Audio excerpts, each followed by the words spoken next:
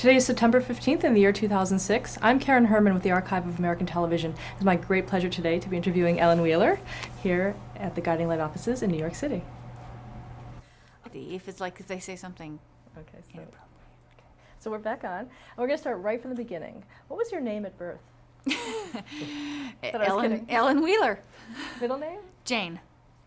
Any With nickname? a Y. J with a Y. J-A-Y. Oh, N-E. was there a specific reason for that? Because my dad's name was Jay. Any nicknames growing up? My mom called me Ellie. Ellie and EJ. When were you born? October 9th, 1961. Where? Glendale, California the hospital was in Glendale, California. Is that where you grew up? No, I grew up in San Bernardino, California, and then we moved to Utah when I was 9, so I grew up in southern Utah. What brought your family to Utah? My mom's family lived in Idaho, my dad's family lived in California, so as they would drive to visit, Utah was what the town we ended up in was the halfway point, so we would stay there all the time as the halfway point in that 15-hour drive, and then they just decided when they were going to move that sort of worked for them because it was halfway between both families. What are your parents' names? My mother's name is Charlotte, and my dad's name is Jay. And what do they do? Now? When you were growing up, I guess. When I was very young, my parents owned a theater, a live stage theater that they ran, and so that's how I grew up. I grew up living in the back room of a theater, and in the evenings people came over and we had rehearsals, and then we would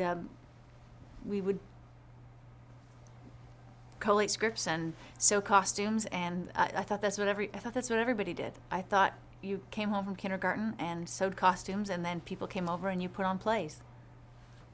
Do you remember what you were talking about the theater? So, and I thought everybody got to have rehearsals. I mean, that was a great way to grow up. I remember pitching pennies with the cast in the lobby, and I would sneak out of my bed and go sleep on stage at night. My parents would wake up in the morning and I'd be curled up in the corner of the stage without a blanket because I just loved that. I loved everything about theater. I did my first play when I was 2. So but I thought everyone did that. I didn't know till I was about 7 or 8 that all families didn't put on plays. Did you have any sisters or brothers? I'm the oldest of 7. And did the rest of your siblings feel the same? We all used to perform together when we sold the theater. Then later, as there became more and more kids, Dad would come home sometimes on a Friday night and say, "Oh, I forgot to mention it, but we're the entertainment for the Kiwanis Club tomorrow night, and we need to have an hour and a half show." And we would just all get together and practice songs and learn new little routines, and it was sort of like being. I think he had this vision that we were a vaudeville family, but vaudeville had been dead for 150 years, and that was. But we did a lot of that kind of thing, that sort of getting together and doing shows and putting on plays and learning tap routines. Did any of your other siblings go into the business? I have a brother who still works at Disney. I have a sister who did a lot of acting for a lot of years. They all were in the business and are still. They have my three brothers just did a play together. They just did a Shakespearean play together.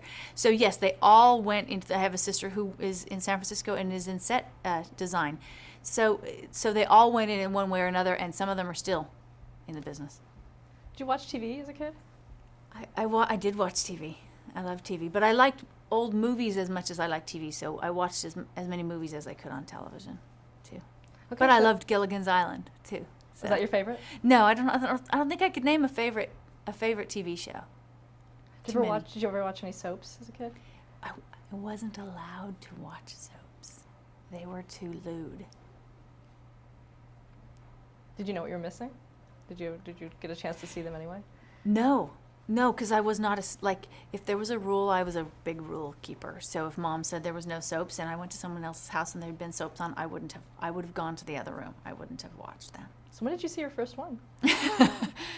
I probably saw little bits of them by the time I was in high school, but I think the first time I ever actually watched a full episode was when I started auditioning for them.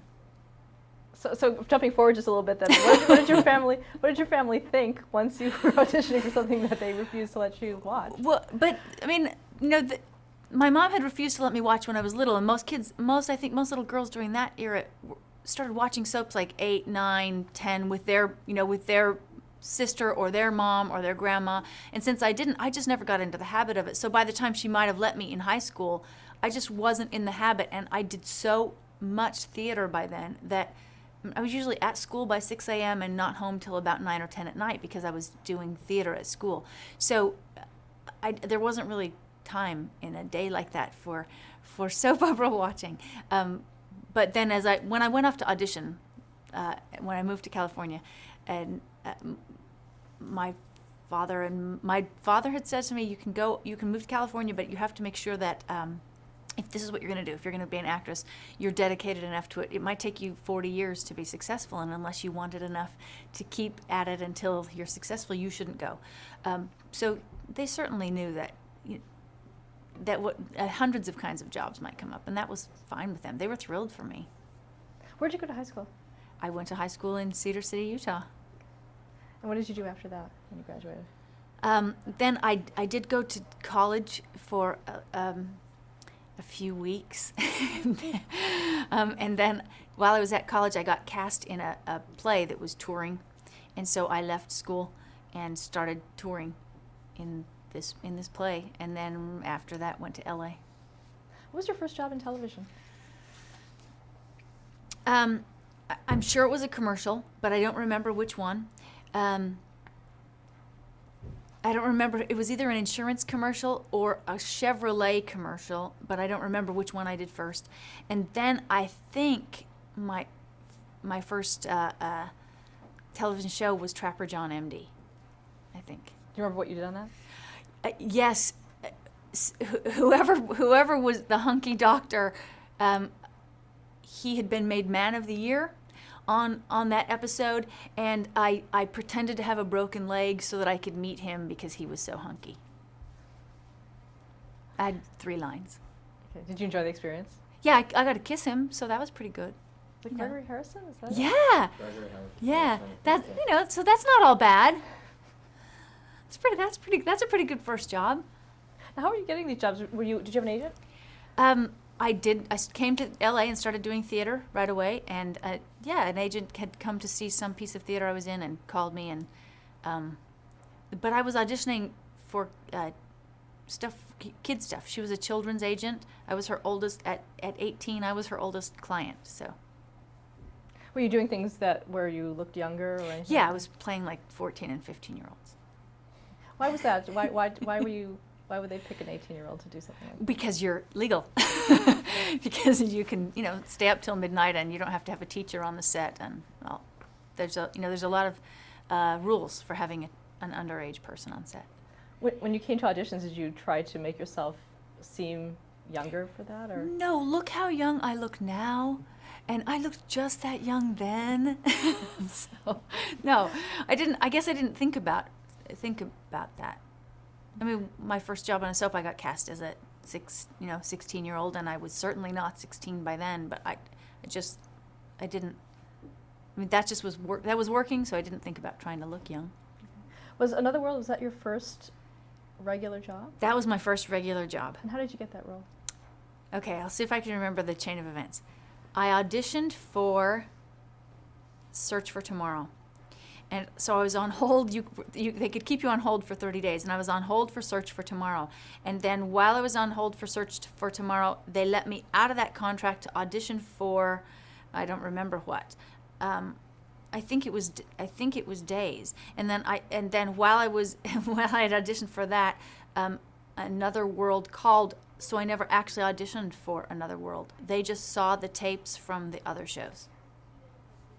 And so I just got a phone call that said, actually on a Friday night, that said, you're starting work on Monday morning.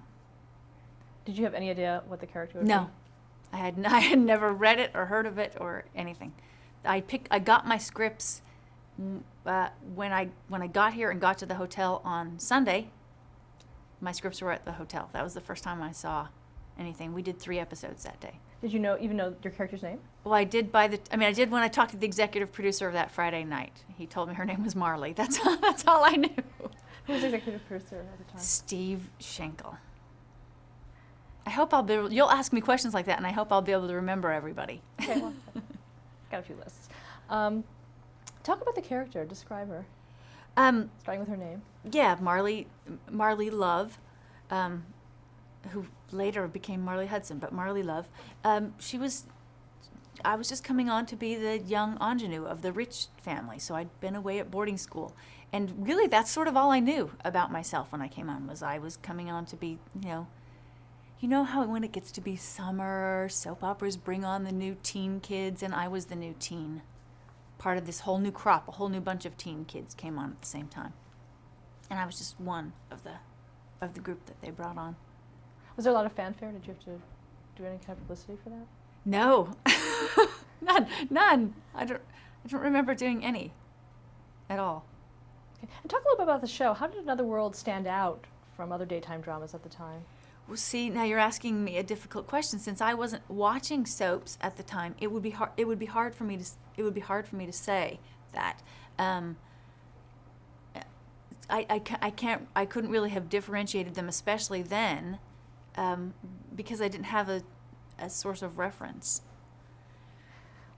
Well, talk about that first day on the set then, when you had to film 3 shows. What was that like? I did get.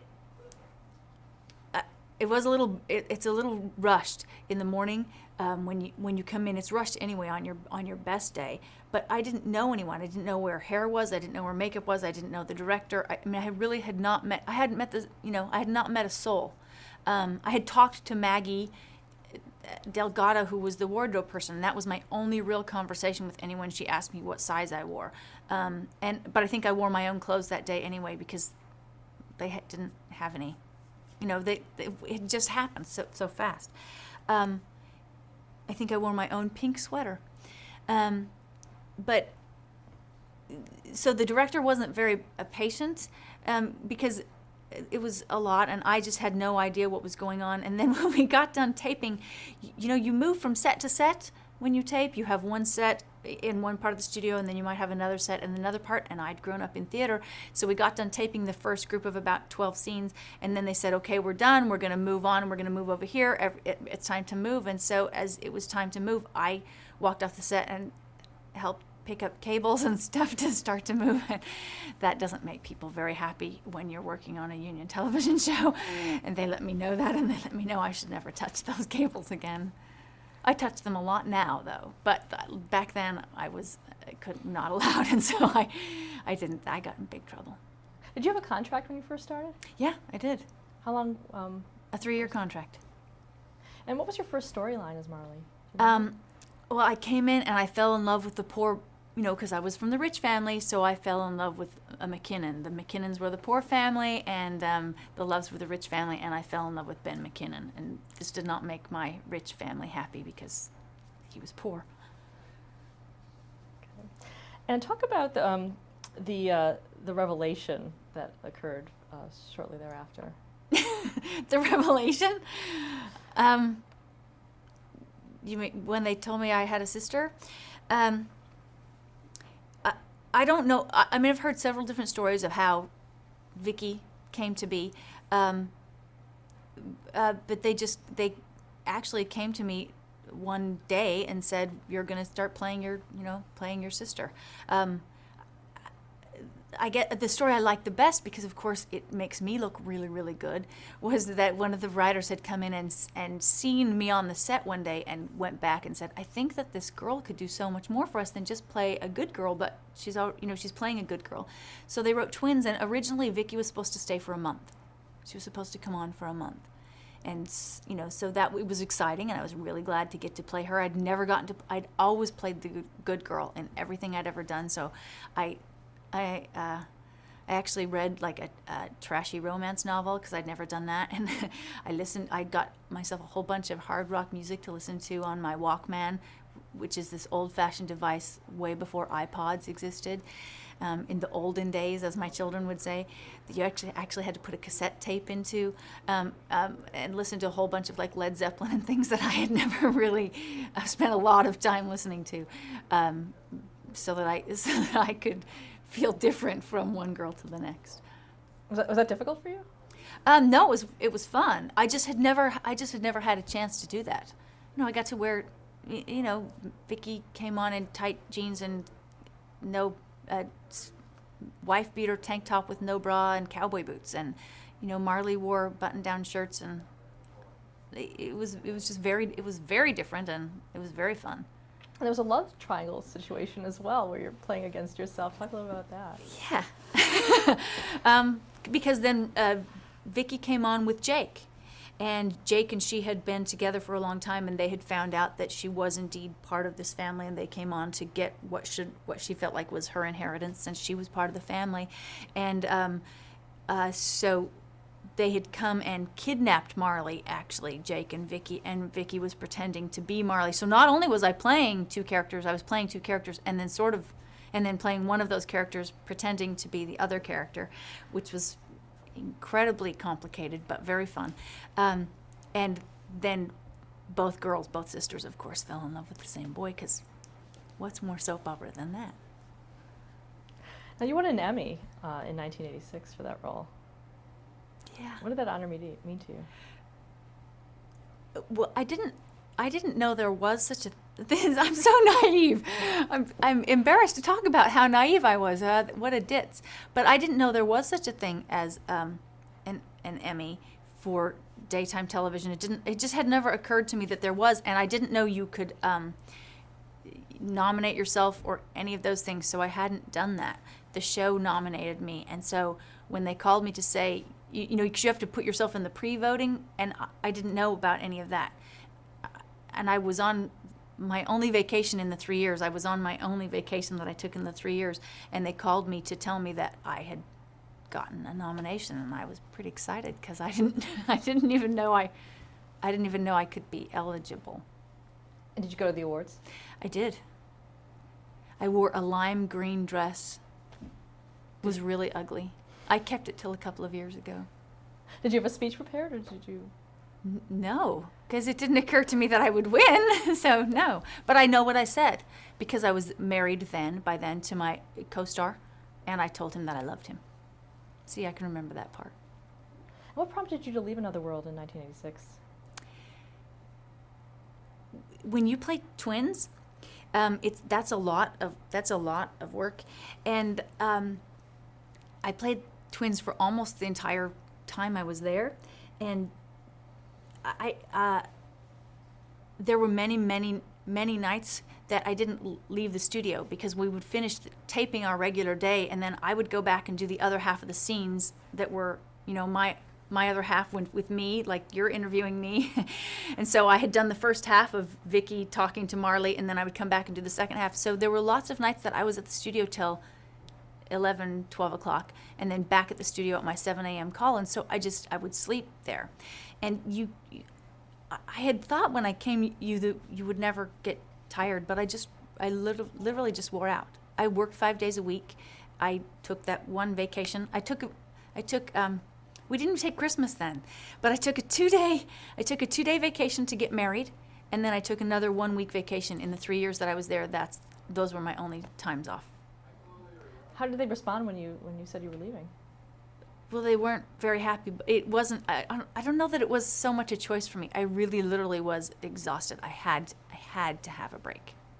I averaged about 60 pages of dialogue a day, 5 days a week. And just at a certain point, my little ditzy blonde head gave up. Did you watch the show after the role was recast? Yeah, I would keep watching. And when I very first left, I didn't very much, because Tom Eplin, who had played Jake, who was my husband, we left and produced a movie together. We raised money and hired a writer and hired a director and produced a low-budget film together. So when we very first left, we were incredibly busy. So I didn't right after, but as soon as we were done shooting, then yeah. Okay. Okay. In 1998, though, you returned to that character. Yeah, that's a long time after, though, Yeah. huh? So yeah, what happened? I mean, I know there's a lot of steps in between, but I just wanted to cover it all at once. How did that come about for you? They called me. Another World picked up the phone and called me. So Procter and Gamble, who I had worked for all those years, called and asked if I would be interested in coming back. It was that simple. It wasn't hard. It wasn't a complicated thing. And I talked to my now husband, and it was a move for us. We were living in Los Angeles, so we had to decide whether we would be willing to move to New York. But he had never lived here, and being the incredibly wonderful, wonderful man that he is, I had two kids. My daughter was then almost 4, and my son was just born. He was a couple of months old is all. And so the only thing that made me not want to do it was I didn't want to leave them. It's especially hard to leave your newborn. But my husband said he would stay home if I took the contract. He said, I'll stay home for 3 years. It'll be a 3-year contract, and I'll stay home. And here we are, all these years later, he's still at home. Uh-oh. Now the twin situation changed, though, in terms of how the role was played. Talk about that. Because it's another very soap opera thing. Because in the meantime, of course, other talented women had gone on to play these twins. They had stayed popular. And Anne Heche had played the twins, and then Jensen Buchanan had played the twins. And kind of like me, both of them got worn out. I mean, usually after about one contract of it, you say, I'm really, really tired. This is very hard, and I don't want to do it. And I think that's sort of where Jensen was. She was at a point where she was saying, I can't play two characters for you all the I mean, it is the work of two actresses. You're doing the work of two actresses, and it tends to start to be hard. But they didn't want to give up this sister thing that had been so nice for all these years. So they called and asked if I would come back, and then they burned one of the sisters up in a fire so we could look different from each other.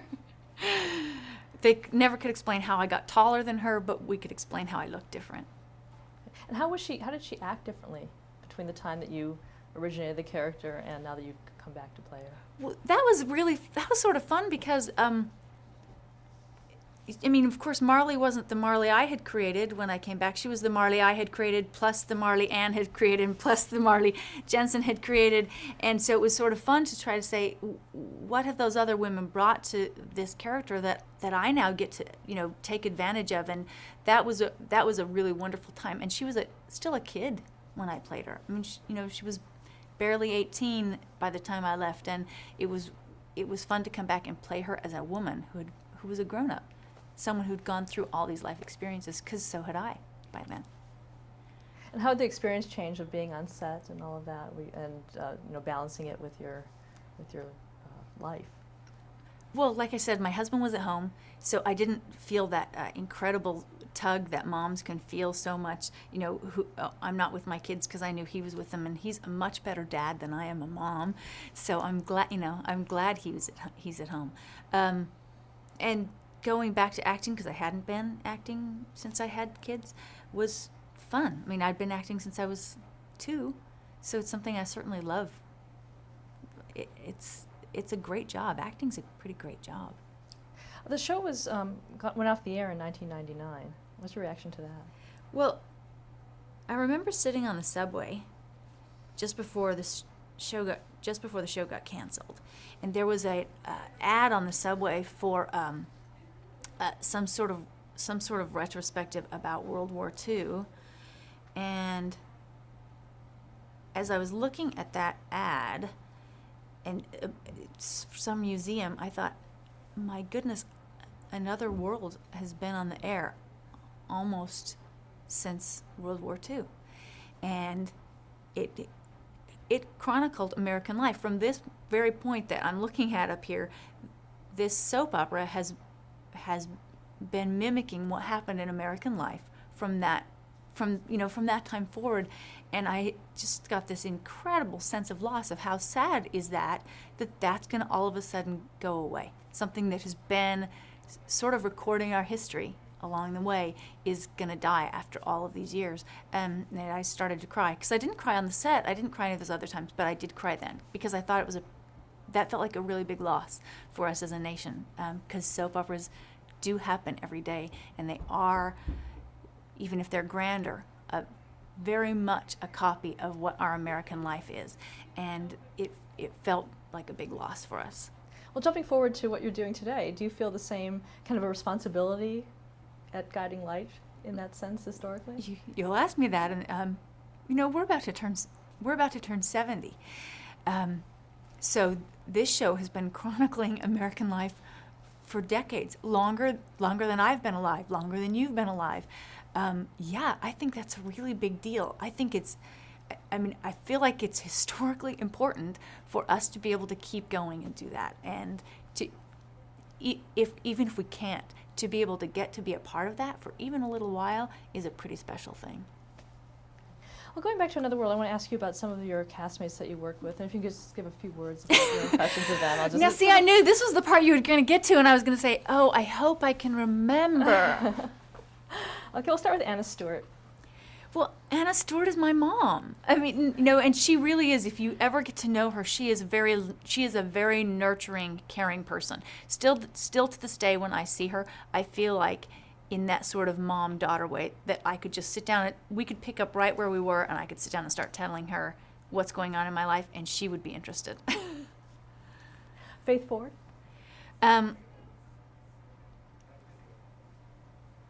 We didn't work together very much, so I don't have a really vast memory of that. Tom Eplin.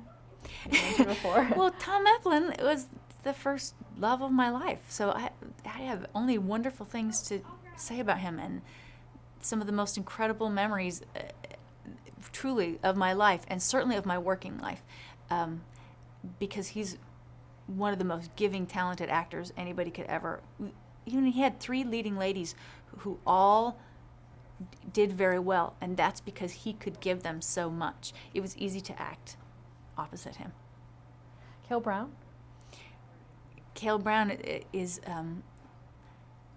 the greatest smile ever. He has a really wonderful smile, and he is like a dad too.